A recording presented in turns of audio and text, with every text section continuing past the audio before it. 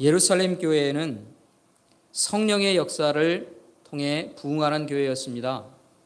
그런데 안타깝게도 이 예루살렘 교회에서는 원망하고 분쟁하는 그런 일들이 있었어요.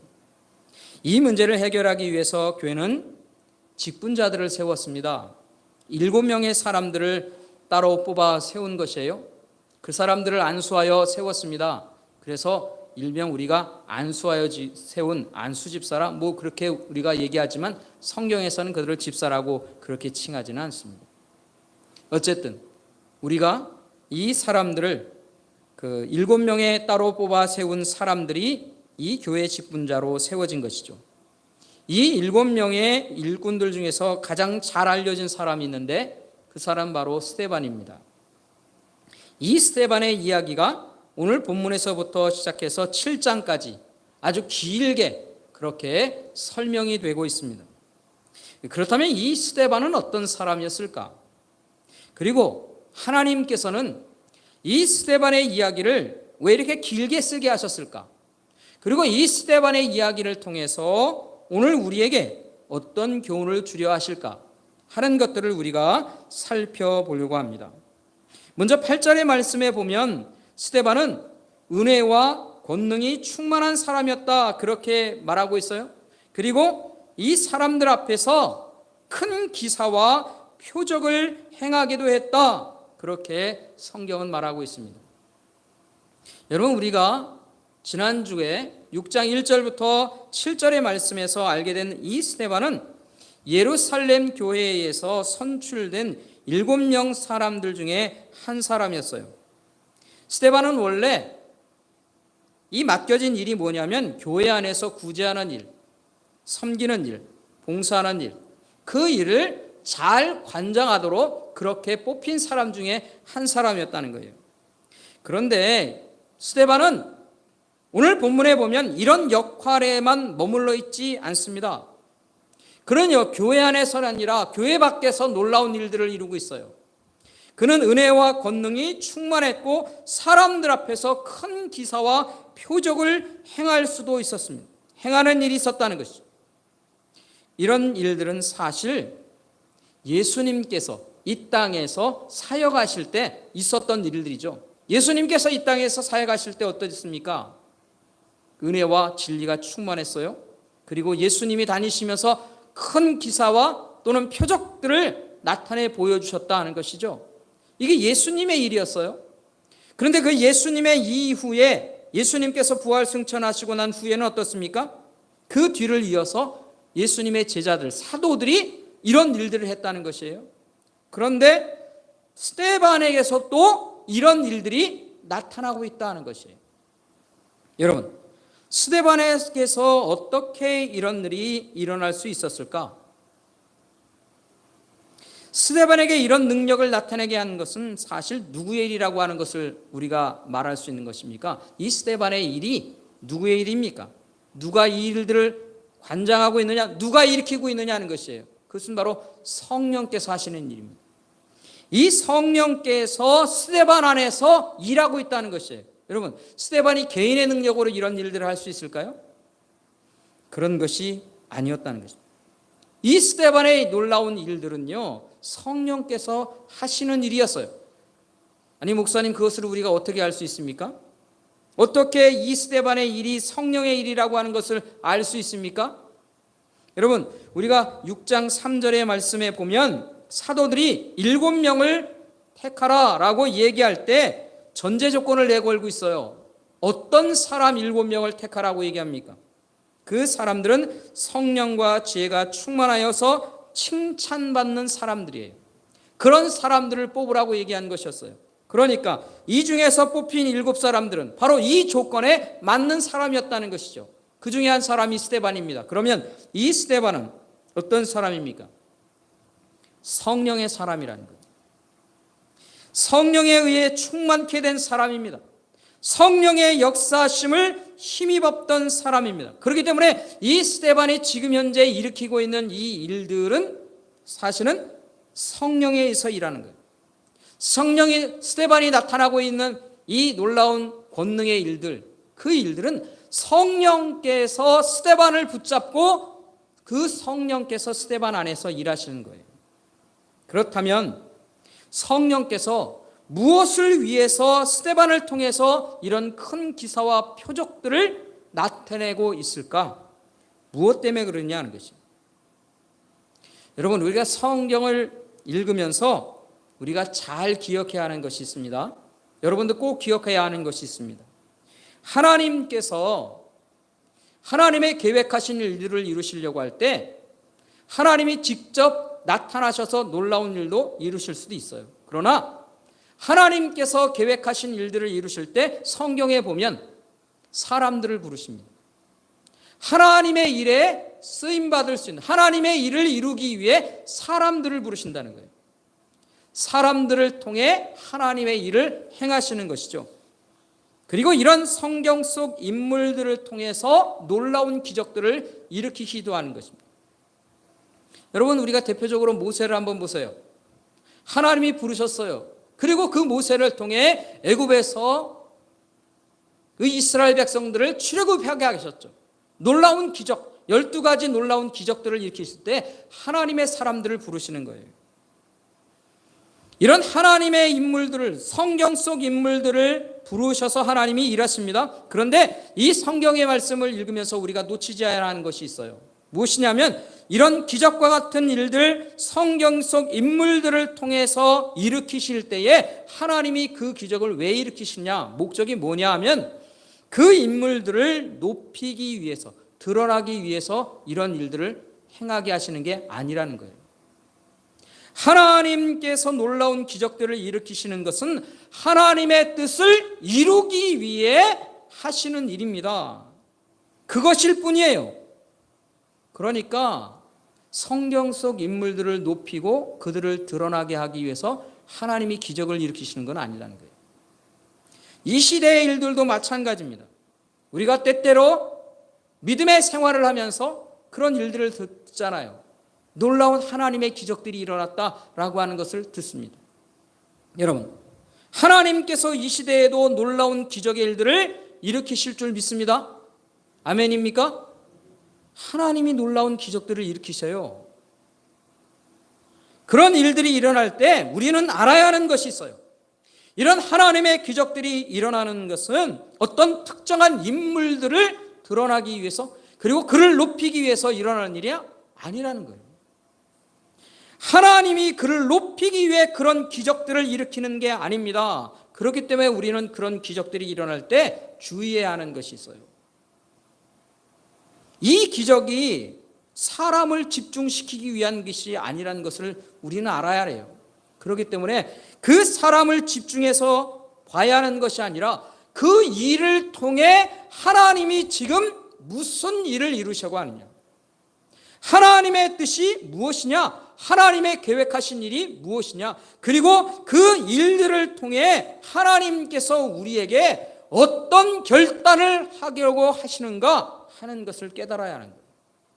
그 기적의 일들이 하나님이 무엇을 하려고 하시지? 나에게 어떤 마음의 다짐을 하려고 하게 하시지? 내가 하나님 앞에 어떻게 살기를 원하시는 일이지? 하고 그것을 물어야 한다는 것이에요. 여러분, 이 스데반의 일도 마찬가지인 거예요. 성령께서 스데반을 통해 큰 기사와 표적들이 나타나게 하셨습니다. 스데반을 높이기 위해서, 스데반을 드러나기 위해서 아니라는 거예요. 스데반이 아닌 것이에요. 목표가 스데반이 아닌 것입니다. 그렇다면 무엇을 위해 이런 일들을 일어나게 하십니까? 그 목표가 뭡니까? 바로 예수 그리스도에 대한 복음인 것입니다. 오순절 성령 강림이 사건이 있었습니다. 이 성령께서 사도들을 통해서 일하기 시작하셨어요. 그래서 그것을 뭐라고 표현했습니까? 제가 성령의 시대라는 거예요. 성령의 시대. 이 성령의 시대, 사도들을 통해 놀라운 기적들을 나타내셨습니다. 왜 그랬습니까? 그 목적이 뭐였어요? 이 사도들을 통해서 예수 그리스도의 복음, 그 생명의 복음을 사도들이 전하는데 권능 있게 전하게 하기 위해서, 능력 있게 예수 그리스도의 복음을 전하도록 하기 위해서 성령께서 사도들을 사용하신 거예요. 스데반의 일도 똑같은 거예요. 그래서 이런 놀라운 기적과 표적을 나타낸 스데반이 한 일이 뭡니까? 이런 놀라운 일들을 행한 이후에 스데반이 한 일이 뭐예요? 우리 9절 말씀을 같이 한번 읽어보겠습니다. 우리 9절 말씀을 같이 한번 함께 읽어보겠습니다. 9절 말씀입니다. 함께 하겠습니다. 시작. 이른바 자민들 즉 구레네인 알렉산드리아인 길리아가와 아시아에서 온 사람들의 회당에서 어떤 자들이 일어나 스데반과 더불어 논쟁할세.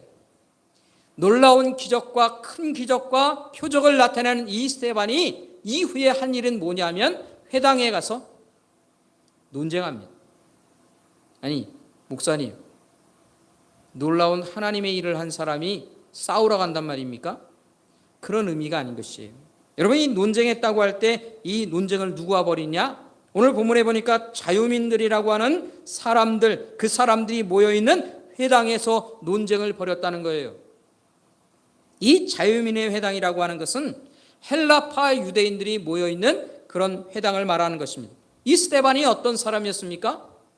성경에 보니까 헬라파 사람이었다고 그랬잖아요. 헬라파 유대인들이, 그 무슨 말인가 하면 헬라어로 모국어를 삼고 있는 사람이라는 거예요. 유대인들이 사용하는 아람어보다 헬라어를 더 능통하게 하는 사람이에요. 그러니까 이 헬라파 사람들이 있는 그 회당에 가서 스데반이 말하는 겁니다. 그 회당에서 헬라어로 논쟁을 벌이는 거예요. 스데반이 논쟁을 벌일 때 이 회당에 있는 사람들 어떤 사람도 스데반의 말을 감당할 수가 없는 거예요. 이 논쟁에서 이길 수가 없게 됐다, 그런 것입니다. 왜 그럴까요? 왜 스데반의 말을, 이 논쟁을 따라올 수가 없습니까?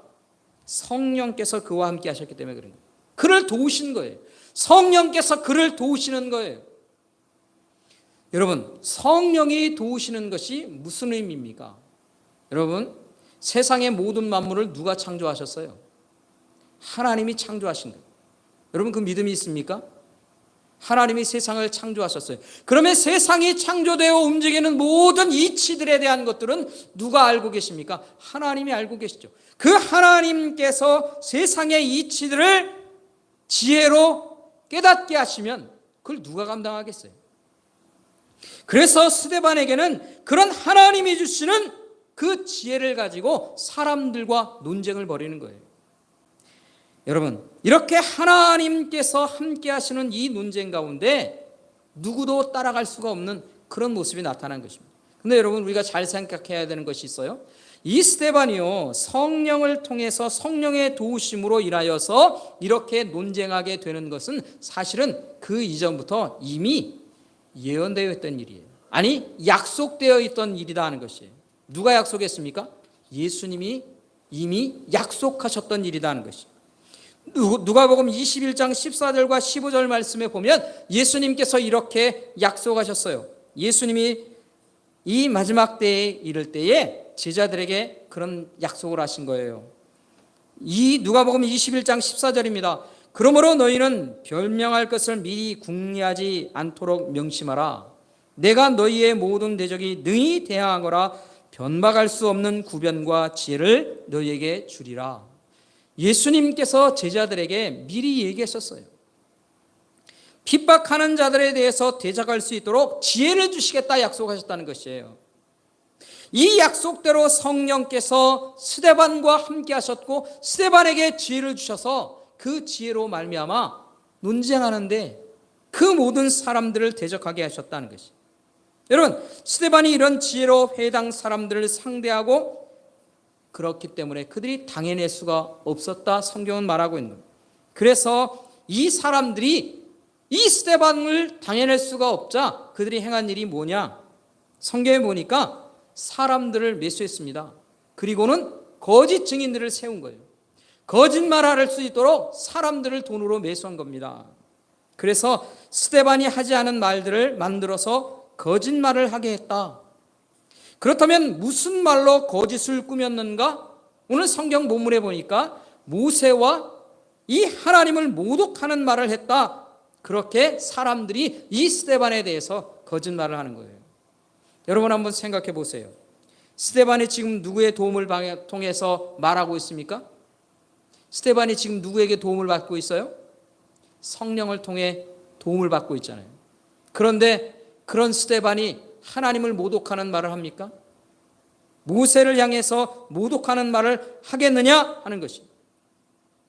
이들은 거짓을 동원해서 스데반을 모함하고 있는 것이. 그런데요, 거기서 그들은 멈추지 않습니다.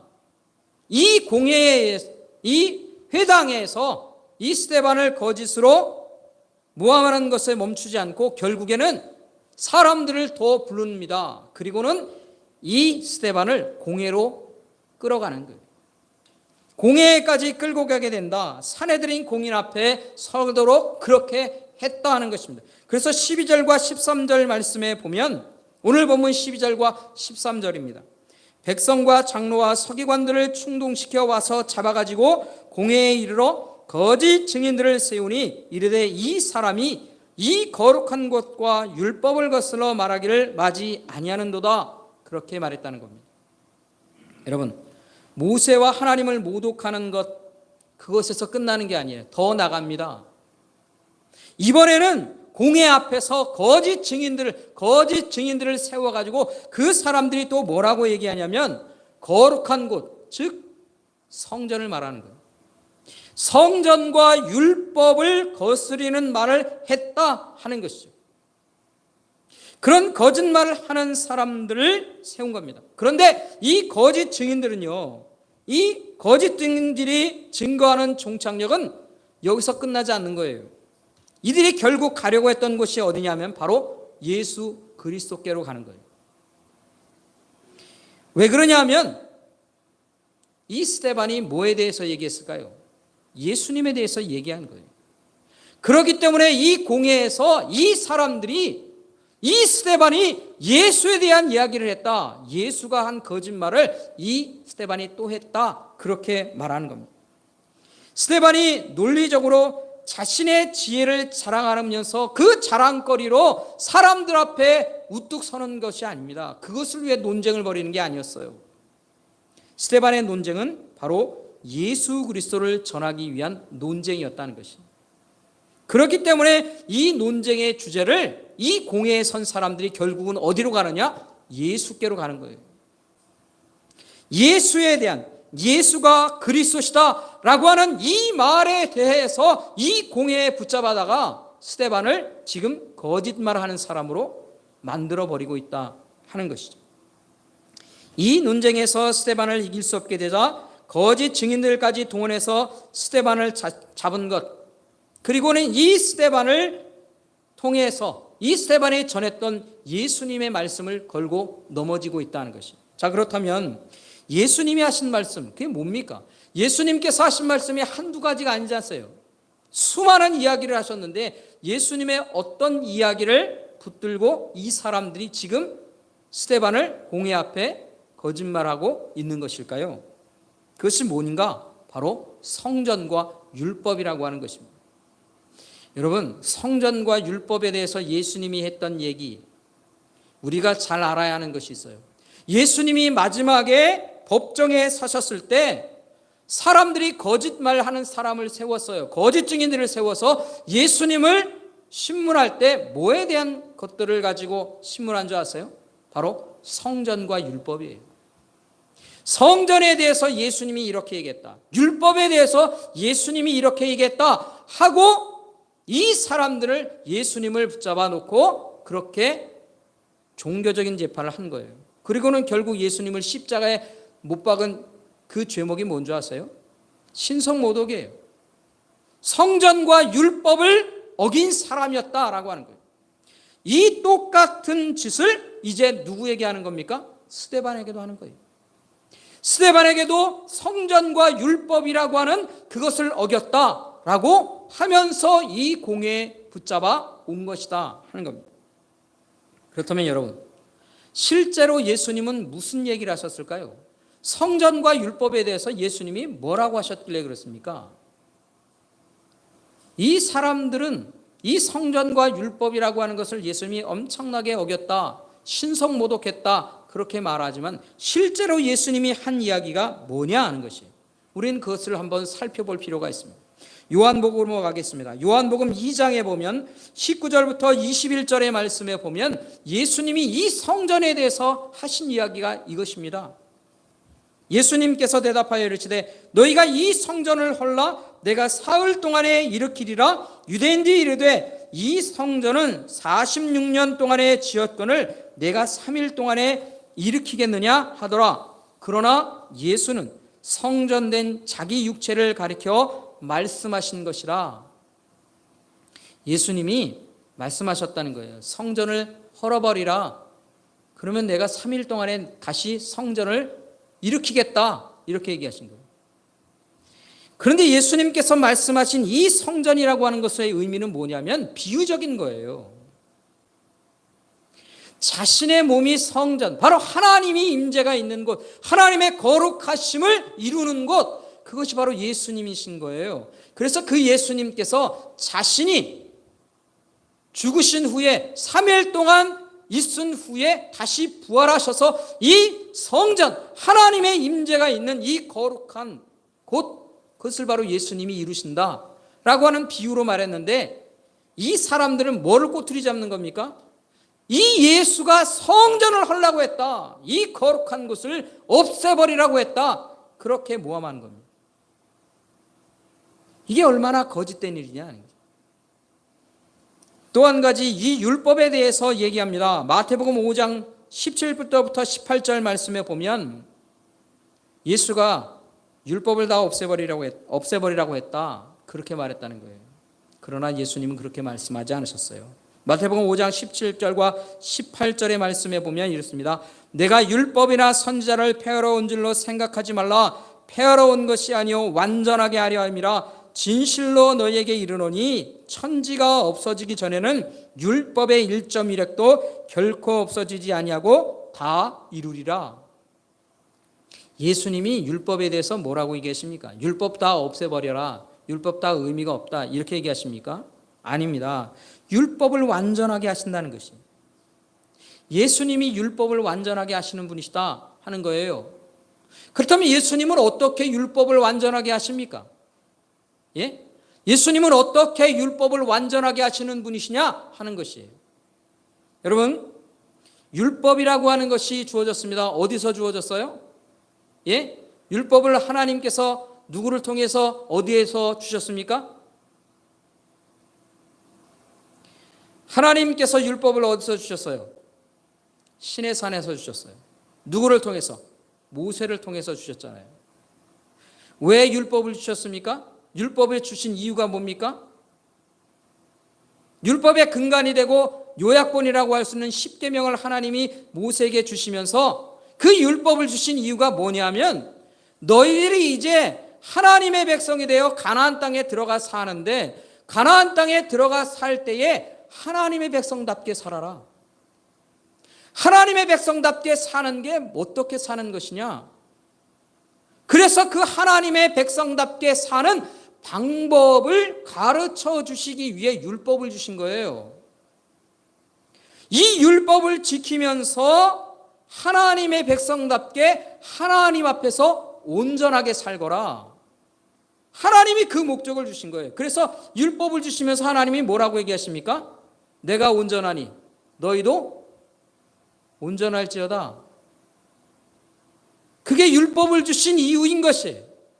그래서 그 율법을 통해 하나님의 백성들이 하나님 앞에서 온전하게 살도록 하신 거예요. 그게 율법의 목적이에요. 목적. 율법을 주신 하나님의 목적이라는 것이. 그런데 이 율법을 가진 이스라엘 백성들이 어떻게 삽니까? 인간이 가진 그 죄성, 그 죄성에 계속해서 끌려가는 거예요. 내가 어떻게 하면 편안하게 살 수 있을까? 내가 어떻게 하면 다른 사람보다 더 낫게 살 수 있을까? 내가 어떻게 하면 더 이 땅에서 육체의 즐거움으로 살까? 그 욕심, 그 죄성으로 인하여서 율법을 지킵니까? 안 지킵니까? 안 지킵니다. 가나안 땅에 들어가서 하나님의 말씀이 율법이 있는데 그 율법을 안 지킵니다. 그 뭘 지킵니까? 이방 사람들이 살아가는 그 삶이 좋아 보이는 거예요. 그게 더 편해 보이는 거예요. 그게 더 물질적으로 풍성해 보이는 거고 그게 더 풍요롭게 보이는 거예요. 인간의 육체를 너무나도 즐겁게 만드는 것이 그 안에 있는 거예요. 그러니까 율법을 내팽개칩니다. 율법을 지키지 못합니다. 율법을 따라 살아가지 못하는 거예요. 그래서 율법이 언제나 등장하면 사람들은 뭐가 됩니까? 죄인들이 되는 거예요. 죄인. 그러니까 율법 앞에서는 모두가 다 죄인들밖에는 안 되는 거예요. 하나님 앞에 설 수가 있어요. 하나님 앞에 온전하게 설 수가 없는 거예요. 그러면 율법을 주신 이유가 뭐였다고요? 하나님 앞에 온전하게 살게 하는 그것을 위해 하나님의 백성들에게 준 거다는 거예요. 그런데 그 율법을 어느 누구도 못 지키는 거예요. 왜? 죄성을 따라 살기 때문에. 그래서 예수님께서 이 죄인된 사람들을, 이 죄인된 영혼들을 온전하게 하시기 위해 자신이 직접 이 땅에 오시고 십자가의 죽으심으로 말미암아 하나님 앞에 온전히 살 수 있는 그 길을 만드신 거예요. 그래서 그 예수 그리스도의 십자가를 바라보며 하나님 앞에 나가는 사람들은 어떻게 됩니까? 하나님 앞에서 온전한 자들이 되는 거예요. 그래서 하나님이 그를 뭐라고 얘기합니까? 내가 의롭게 되었다 말하는 거예요. 예수 그리스도의 십자가를 믿음으로 바라보는 사람들은 하나님 앞에서 온전한 자가 되어 살게 하는 거예요. 여러분, 이게 뭘 이룬 거예요? 율법을 완성하게, 완전하게 하는 거예요. 온전하게 하는 것이. 그래서 그 예수님께서 이 율법의 원래 기능을 완전하게 하신 분이십니다. 그래서 예수님은 이 율법의 완성자가 되시는 거예요. 이런 예수님을 전합니다. 이런 예수님을 전하는 일, 잘못된 일입니까? 인간이 꾸며낸 일입니까? 전혀 그런 것이 아니에요. 결국 이 스데반이 전하고 있는 예수 그리스도의 복음은 하나님이 정말로 기뻐하시는 일인 거예요. 그런 의미 이 스데반이 이 예수가 그리스도이심을, 예수 그리스도의 복음을 전하는 일을 하나님께서 뒤에서 돕지 않으시겠어요? 하나님께서 그에게 전하게 하지 않으셨겠어요? 그래서 이 예수 그리스도의 복음을 스데반이 전하도록 하나님이 뒤에서 일하신 거예요. 하나님이 역사하셨다 하는 것입니다. 믿으십니까? 잘 믿지 못하시겠죠. 그래서 그 증거가 있어요. 그것을 확실하게 스데반이 하나님의 힘으로 인하여 하나님이 스데반을 통해 일하셨다라고 하는 것을 확실하게 보여주는 증거가 있습니다. 15절 말씀입니다. 15절 말씀 우리 같이 한번 함께 읽어보겠습니다. 함께 읽겠습니다. 시작. 공회 중에 앉은 사람들이 다 스데반을 주목하여 보니 그 얼굴이 천사의 얼굴과 같더라. 여러분, 이 스데반의 얼굴이 천사의 얼굴과 같았다 그랬습니다. 왜 그럴까요? 왜 천사의 얼굴과 같았을까요? 이게 뭘 의미하는 것입니까? 스데반의 얼굴이 천사와 같은 모습으로 보였다라고 하는 것이 무엇을 의미하고 있는 것이냐 하는 것이. 이 말씀은 지금 하나님이 누구와 함께하고 있다는 겁니까? 스데반과 함께하고 있다는 거예요. 스데반이 하고 있는 이 일을 하나님이 인정하신다는 거예요. 하나님이 기뻐하신다는 거예요. 하나님이 좋아하시고 하나님의 마음을 시원케 하는 일이며 하나님께서 원하시는 일들을 이 스데반이 잘 감당하고 있다 하는 것을 말해주는 겁니다. 스데반과 함께 하시면서 이 일을 이루시는 분, 그분이 하나님이십니다. 하나님께서 스데반이 하는 일을 기뻐하고 계시다는 거예요. 왜 그랬습니까? 왜 스데반이 하는 일을 기뻐합니까? 스데반이 지금 예수 그리스도의 생명의 복음을 전하고 있기 때문에, 예수가 그리스도시다, 예수가 구원자시다, 우리의 구원을 위해, 우리의 온전함을 위해 하나님이 보내신 그리스도시다, 우리의 구원자 메시아다, 그것을 전하는 것은 생명의 복음을 전하는 일이고 그 일을 하나님이 기뻐하시다 하는 것입니다. 사랑하는 성도 여러분, 오늘 이 말씀을 들으면서 우리가 우리 마음속에 생각해야 하는 것이 있어요. 하나님께서는 이 말씀을 읽고 있는 오늘 우리에게 어떤 삶을 원하실까? 우리가 어떻게 살기를 하나님이 원하실까? 우리가 어떻게 살면 하나님이 기뻐하실까? 하나님이 우리를 통해 하시고자 하시는 일이 뭘까라고 하는 거예요. 우리는 그것을 생각해야 하는 거예요. 하나님께서 이 시대에 우리를 하나님의 백성들로 불러 이 교회 안에 함께 공동체로 모여 예배하는 우리를 어떤 사람들이 되게 하기를 원하실까요? 우리가 어떻게 살기를 하나님은 원하실까요? 하나님께서는 동일하게 우리에게도 똑같은 것을 요구하시는 거예요. 우리가 예수 그리스도의 복음으로 사는 일, 그 일을 하나님은 원하신다는 거죠. 예수 그리스도께서 우리에게 주신 이 생명의 복음을 붙들고 사는 일, 그 일을 하나님은 기뻐하신다는 것이죠. 예수 그리스도의 복음, 이 생명의 복음을 내 안에만 가둬두지 않고 내가 다른 사람들에게 이 생명의 복음을 전하며 살아가는 그 삶을 하나님이 기뻐하신다는 거죠. 하나님이 그것을 원하시고 계시다는 것입니다. 여러분, 우리에게는 이 복음으로 사는 일이 때로 우리를 불안케 하고 불편하게 하고 때는 환난과 어려움과 핍박을 당하는 일이 되는 원인이 될 수도 있습니다.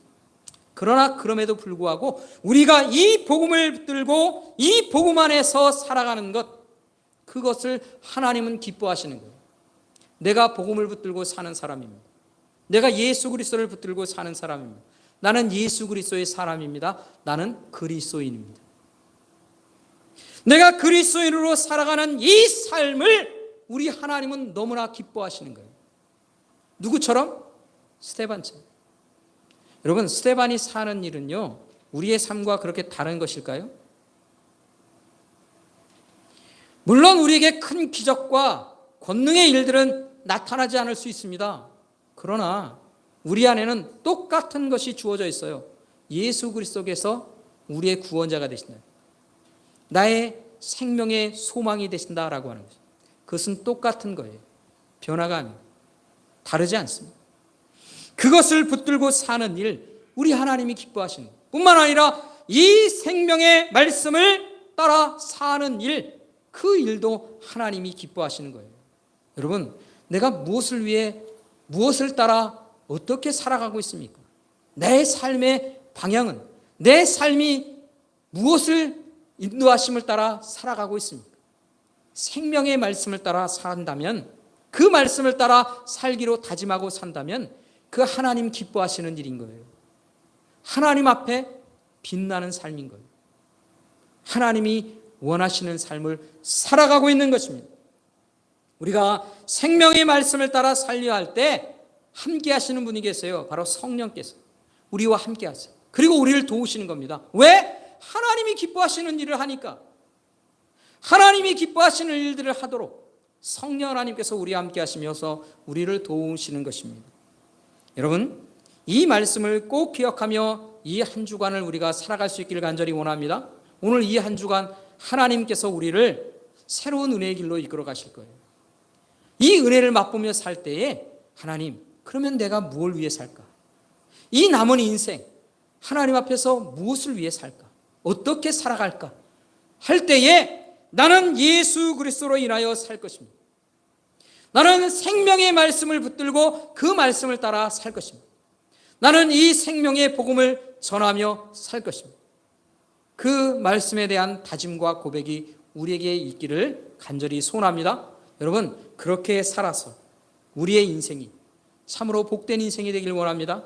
참으로 빛나는 인생을 살아가기를 간절히 소원합니다. 저와 여러분이 바로 그런 복된 인생, 빛나는 인생으로 이 일주일의 삶을 하나님 앞에 살아드리는 귀한 이 시대에 하나님의 백성들 되기를 주님의 이름으로 축원합니다.